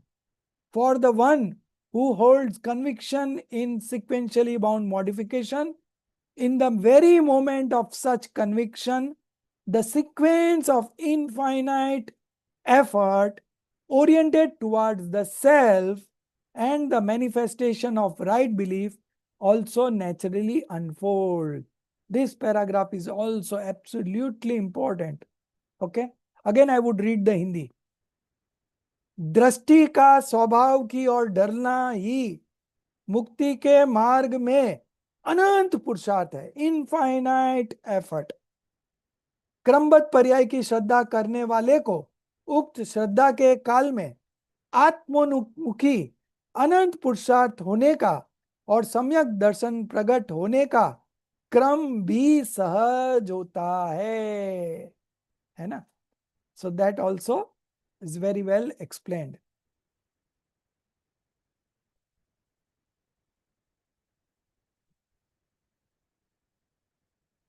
Third point now, third point. To this world, afflicted by the ego of doership. Okay. So everyone is afflicted by the ego of doership. Effort appears only in making alteration to the other or to modification. Other means non-self, the external world, or to modification. Modification is my own modification. Okay. To this world, okay, to the ignorant people afflicted by the ego of doership, effort appears only in making alteration to the other or to the modification. But it does not perceive effort as withdrawing from projections. Projections here means vikalp, okay? But it does not perceive effort as withdrawing from projection concerning the other and modification, and in remaining steady in the self. Okay? तो दुनिया को क्या लगता है? पुरुषार्थ, पुरुषार्थ के नाम पे कर्तृत्व के अहंकार से ग्रस्त इस जगत को पर में या पर्याय में कुछ फेरफार करने में ही पुरुषार्थ दिखाई देता है, किंतु पर और पर्याय संबंधी विकल्पों से विराम लेकर स्व में स्थिर हो जाने में पुरुषार्थ नहीं दिखता. To this world afflicted by the ego of doership, effort appears only in making alternation to the other or to modification, but it does not perceive effort as withdrawing from projections concerning the other and modification, and in remaining steady in the self. Remaining steady in the self is the most important purusharth, is the most infinite effort. Okay, remaining steady in the self. Now the fourth point. The omniscient Lord does not make any alteration either in the other or even in his own modification. Then has he, H is capital in both the places. His also H is capital because we are considering about the omniscient Lord. Okay. The omniscient Lord does not make any alteration either in the other or even in his own modification. Then has he become devoid of effort? No. Is his liberation not effort? All this is effort. Okay. So the omniscient Lord does not make any alteration. So his effort is futile? No. He is not devoid of effort. That itself is the effort. Now, fourth point continues in the next paragraph. The attribute of potency. Okay. वीर्य गुण, पुरुषार्थ वीर्य गुण की पर्याय है. Okay. The attribute of potency has been fully developed in them. In them means omniscient Lord. Okay. Still, are they not possessor of infinite potency? Anant virya. Okay. They are not possessor of infinite parya. That is complete effort. This is the question they are asking. Okay. Still, are they not possessor of infinite potency? That is complete effort. Yes, they are the possessor of infinite potency, and this is their complete effort. When they can be endowed with infinite effort without making any alteration in the other or in modification, then why can't we? Because we are also believing in that we cannot make any effort. Everything is happening in its own order. We are not the doer. Okay. So why can't we? These are some questions for those who, in accepting sequentially bound modification principle, perceive that effort vanishes. Now you tell me, effort vanishes or real effort comes in? So real effort awakens. Real effort awakens. Okay. So this is the fourth point completed. Now the fifth point. What Swamiji, Kanji Swami has to say on this. In this context, Swamiji's reflections are also worth noting. Question. When everything is sequentially bound, okay, and the jiva cannot make any alteration in it, then where does the effort remain in the jiva? Okay, everyone's question. Everyone's question in sequentially bound modification is this, that if everything we consider as everything is happening according to the sequentially bound modification, as per the principle of sequentially bound modification, and the jiva cannot make any alteration in it, then where does effort remain in the jiva? Okay, now see the answer. The realization that everything is sequentially bound itself contains within it the jiva's infinite effort.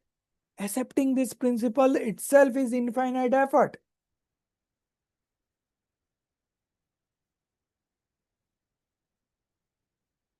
The realization that everything is sequentially bound itself contains within it the jiva's infinite effort. So this is again another jiva in effort. The realization that everything is sequentially bound itself. So realization here means the decision, okay? The decision that everything is sequentially bound itself contains within it the jiva's infinite effort. However, making any alteration therein is not the function of the soul's effort. This is not the Purusharth. The Lord merely, sorry, I am reading from myself. So there would be some changes you could see, or it's all okay? It's all okay, sir. Okay. So you check on, where there is changes, just point me. The Lord merely knows everything about the universe. But now I'm reading from the screen itself, so there will be no changes. But even he cannot make any change. So does that mean the Lord's effort becomes limited? No, no. The Lord's infinite and boundless effort is encompassed within his knowledge. The effort of the Lord abides in the self, not in the other. Effort is a modification of the Jeev substance. Hence, its functions lies within Jeev's own modification. But the function of the Jeev's effort does not operate upon the other. Okay?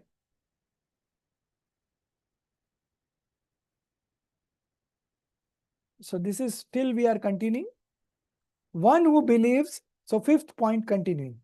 One who believes that the states of right belief and omniscience arise without the effort of the self is one with false belief. Effort is there everywhere.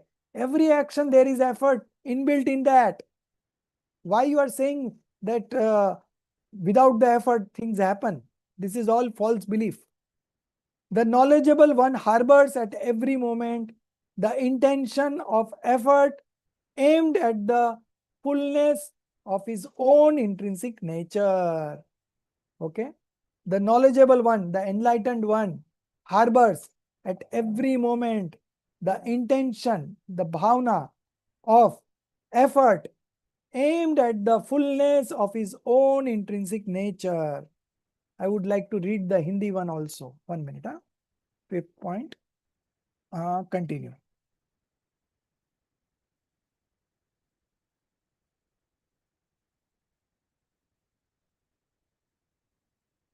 Where is 1 minute? Fifth one. Okay.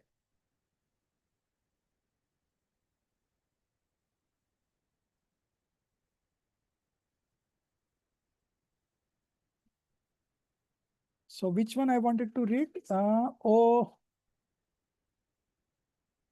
sir, the one who believes that the states of One who believes, no? One who believes. Wait a minute. हाँ, right. जो यह मानता है कि सम्यक दर्शन और केवल ज्ञान दशा आत्मा के पुरुषार्थ के बिना होती है, वह मिथ्या दृष्टि है. ज्ञानी प्रतिक्षण स्वभाव की पूर्णता के पुरुषार्थ की भावना करता है. स्वभाव के पूर्णता की पुरुषार्थ. Okay, so now this is correct. The knowledgeable one harbors at every moment the intention of effort aimed at the fullness of his own intrinsic nature. Now, this fullness of his own intrinsic nature is what? स्वभाव की पूर्णता. Okay, स्वभाव की पूर्णता. Intrinsic nature is स्वभाव and fullness मतलब स्वभाव की पूर्णता. Okay, so स्वभाव की पूर्णता is means what? So your function is just to know now when you completely manifest all the attributes, that is, you get liberated, then you remain a knower and seer. That's all. That is your स्वभाव की पूर्णता. Your स्वभाव is to know and see, and स्वभाव की पूर्णता means now you are only a knower and seer when you get liberated. Okay, when you get liberated, then what is your function? Knower and seer. And what is the difference between the liberated soul and the one who has got the right knowledge? What is the difference? Both are knower and seer, right? But the one who has completed the journey and the one who has not completed, that is only the difference. So the one who has liberated, the one who has got liberated, he has achieved the fullness of his own intrinsic nature. Okay, fullness of his own intrinsic nature. Aho, those who complete knowing the nature has manifest, those whose complete knowing nature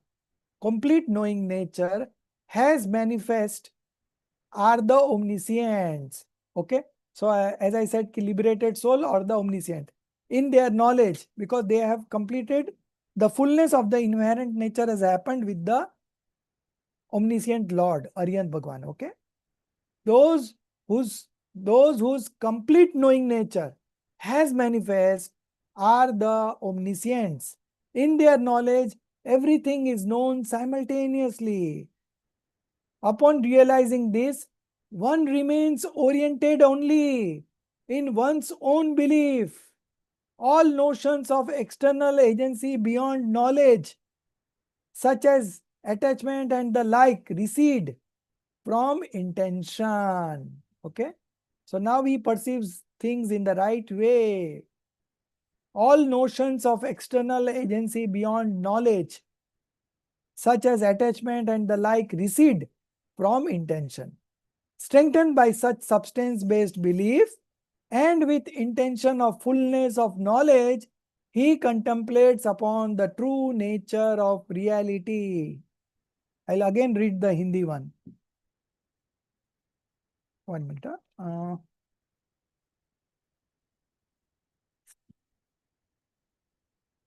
अहो, जिनका पूर्ण ज्ञायक स्वभाव प्रकट हो गया है, वे केवल ज्ञानी है. उनके ज्ञान में सब कुछ एक साथ ही ज्ञात होता है. ऐसी प्रतीति करने पर स्वयं भी नीच दृष्टि से देखने वाला ही रहा. Upon realizing this, one remains oriented only in one's own belief. All notions of external agency beyond knowledge, ज्ञान के अतिरिक्त पर का कर्तृत्व. So पर का कर्तृत्व is external agency. अथवा रागादिक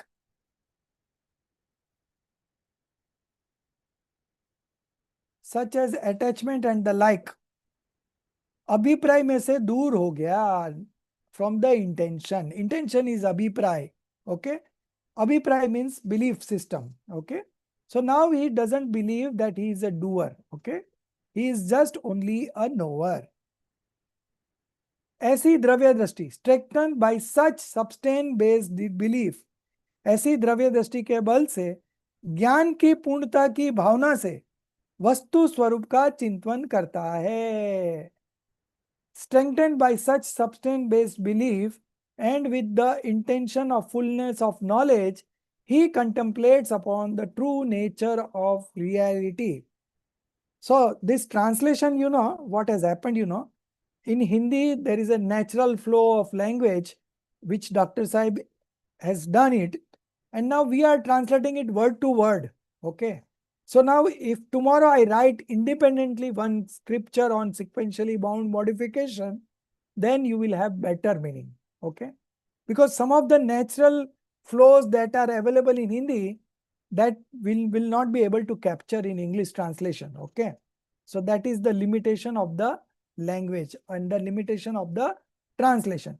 But if something you write automatically in English, now if you go to the Jeev portal, everything has been written in English directly.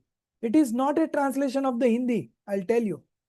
So if you read in English from the Jeev portal, there is an article on sequentially bound modification, then you will understand in a better way. And this is what we need to do. Over a period of time, we are going to write articles directly in English. Already 80 articles have been written, and out of that, maybe around 60 have been uploaded in the Jeev portal. In the next 2-3 months, another 40-50 articles will come. Okay, so those articles are directly written in English. So there the flow would be better. Here, slight impurity is there in the flow. That is what I am realizing, but we can't help it. Okay. This aspiration belongs to the knowledgeable, not to the ignorant false believer.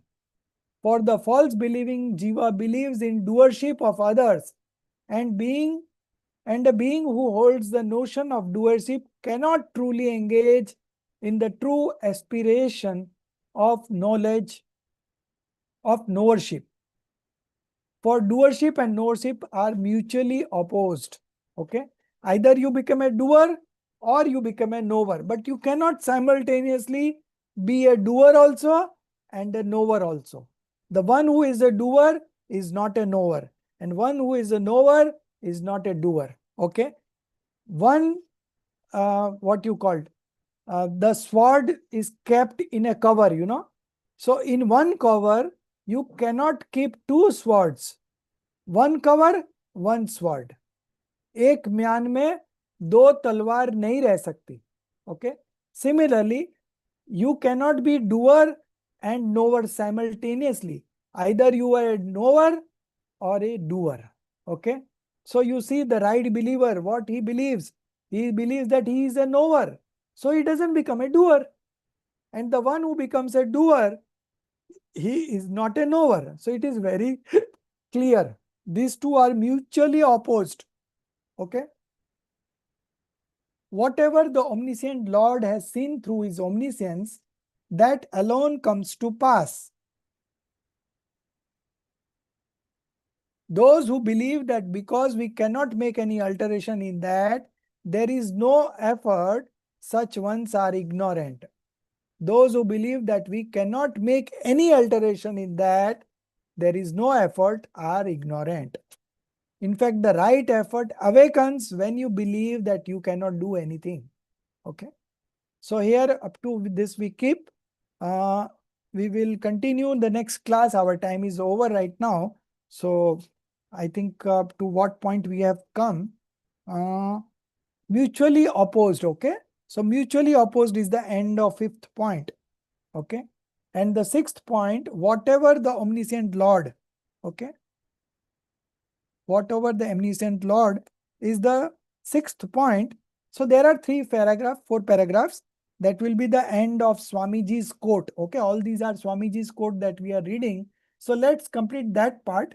We will not be completing the 28th module as such, but let's complete the 6th point. So 6th point starts from here. Whatever the omniscient Lord has seen through his omniscience, that alone comes to pass. Those who believe that because we cannot make any alteration in that, there is no effort, such ones are ignorant. Oh brother, by whose knowledge do you speak? By your own knowledge or by another? If you speak only by your own knowledge, then how can it at all be that the knowledge which has determined the omniscient and the states of all substances would fail to determine your own substance? Means fail to determine who you are. Okay. Fail to realize what is your true nature. In the knowledge that determines one's own substance, there is infinite effort. This itself is infinite effort. Knowing yourself is infinite effort. Knowing yourself to be only a knower and seer is infinite effort. Okay? You said in your argument, whatever the omniscient Lord has seen in his omniscience, that alone happens. So did you say this merely for the sake of speaking, or do you have ascertainment of the omniscience of the omniscient? Omniscience of the omniscient. Okay. First, if you have not yet arrived at the ascertainment of omniscience, then foremost make that ascertainment that there exists an omniscience who knows everything in one moment. Okay. And if you speak with the ascertainment of the omniscient, then in the knowledge that arises from the ascertainment of the omniscient Lord's omniscience, infinite effort is inherently present. In ascertaining the omniscient, infinite potency of knowledge operates. Even so, denying that, you ask what is effort in sequentially bound modification. Okay? The truth is that you do not truly have faith in the nature of perfect omniscience, and the infinite effort that is required in accepting omniscient has not yet manifested within you. In the acceptance of omniscience, the existence of infinite effort inherently arises. Yet, if you do not accept it, then it must be said that you are merely speaking words, but you have not truly ascertained the omniscient. If the ascertainment of the omniscient were truly there, then neither doubt about effort nor about future birth would remain. Where there is a true ascertainment, effort necessarily follows. It cannot be otherwise. So this is end of Swamiji's quote. Now still some discussion is left over that we will discuss in the next class. So here I am making the end of class lecture 16.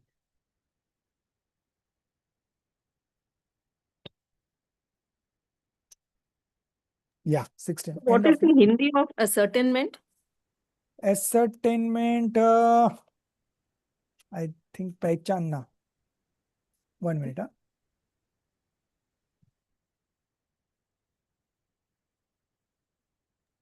Is it Nirnay? What? Vinay? Is it Nirnay? Nirnay, yeah, Nirnay is something nearby that only, but what exact word has been used in सच तो यह है श्रद्धा श्रद्धा सच तो यह है कि तुझे पूर्ण केवल ज्ञान के स्वरूप की ही श्रद्धा नहीं है so belief it would be belief would be a better word और केवल ज्ञान को स्वीकार करने का अनंत पुरुषार्थ तुझ में प्रकट नहीं हुआ केवल ज्ञान को स्वीकार करने में अनंत पुरुषार्थ का अस्तित्व आ जाता है तथापि यदि उससे स्वीकार नहीं करता तो स्वीकार also would be ascertainment. Sir, can you send the Hindi verses on the group? Pardon? Can you send the Hindi verses on the group of this chapter? Yeah, a whole book can be shared, it's there in the Google course material also, and many of you must have received, no? You have not received Hindi? No, I have not. Anyone have received Hindi textbook of Krambat Paryay? No, sir. Yellow color? Because they didn't send the English one, right? Yes, sir, we have received it, the Hindi one. Acha, you have received no Hindi one? Okay. So you also check in your books, you must have received. Yes, sir, I'll check. Because if the English books are not there, they received, but Yes, anyway. sir, Hindi is there. I am going to send a soft copy in the group, okay? Don't worry.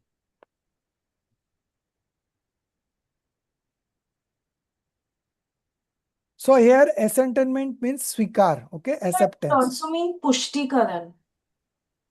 So that is the Google meaning that you are searching, but in this sense, it is svikar, okay?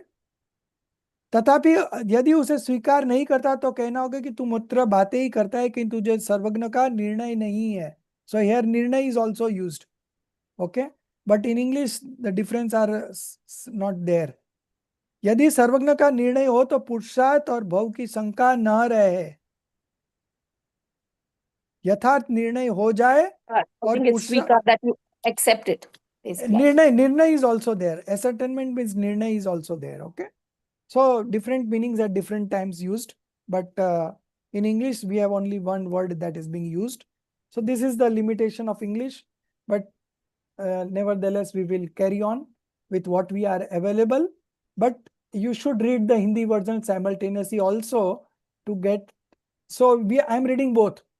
So net I am good with the meaning. Okay, whether you are expressing in English or Hindi, that's a different thing. Okay. So you should simultaneously read Hindi also to catch the beauty of language. Okay. So each language has its own beauty.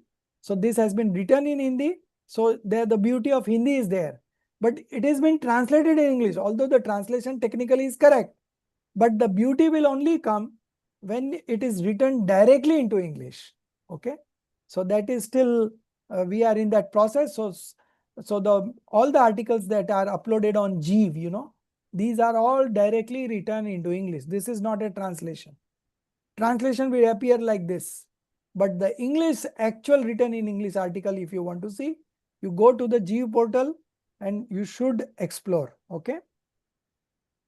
Okay. So we'll continue the next class, and I will give the homework today itself, your CC2 and your Gandhar Mulyankan. Gandhar Mulyankan, I will give you stories from Aap Kuch Bhi Kaho. Okay. So those stories are ready. It has been translated, it has been reviewed, but it has not been corrected. Okay. So that I will do correction in a day or two. Everyone, you have received this book, Aap Kuch Bhi Kaho? No, Yes, I have. sir. No. Because I live in the US, I haven't. But if there's Acha. a soft copy, then if you can Yeah, send it. I'm going to share. I'm going to Okay. share. I'm going to share the Hindi also and English also. But English is also ready. I already checked it. Now few corrections are there. So I'm going to share it in a day or two. Okay. Maybe by Monday I will share it. And I'm going to send printout of all these books. Okay. So don't worry. I'm just waiting for the corrections to happen. That person who is doing the changes, he is out of station. So he is going to come tomorrow. So maybe Monday I will complete the all the 4 books I'm sending, Four in paper 3, we have 4 books, small books. One is Anekant Syadvad. Okay. Anekant Syadvad means the theory of non-absolutism. Okay. So that is one book. The other book is Saptabhangi, 7 Predications. Okay. That is the second book. The third book is the story book, Aap Kuch Bhi Kaho. There consist 11 stories. So I am going to give 9 stories out of this as Gandhar Mulyankan, and 2 topics I will give from Krambat Paryay as a Gandhar Mulyankan. Okay. That you have to prepare and share it in the group. And the 4th book is Kal Chakra. That is also translated. I am going to take a printout tomorrow and correct it. So all these 4 books, I am getting the printout and I will be couriering you to all of you. But we are not starting the paper 4 right now. Okay, paper 3 right now. Still 2 weeks we will have Krambat Paryay on discussion. So within 15 days, it will reach your place. So then we will start the paper number 3. But these stories, we are not going to study in the class. This will be a homework. Okay. So I will give one story to each of you, 9 students. Okay. And you will summarize in the class. So everyone will have an idea of their stories, and then rest they can pick up on their own readings, because these are stories. But all those stories are very interesting. Okay. So I will release that list of stories. I'm not releasing stories right now. I'm not giving Gandhar Mulyankan. I will give only Gandhar Mulyankan when the books reaches you. Okay. So then only you can start doing homework, right? So today homework would be just the CC2. Okay. That homework I will give because I have covered modules that is there in the homework. Okay. So you start preparing you start doing homework from today itself, because this topic is very fresh in your mind. So you read 2-3 times more, understand it properly, and write in your own words. I don't want books translation. Okay.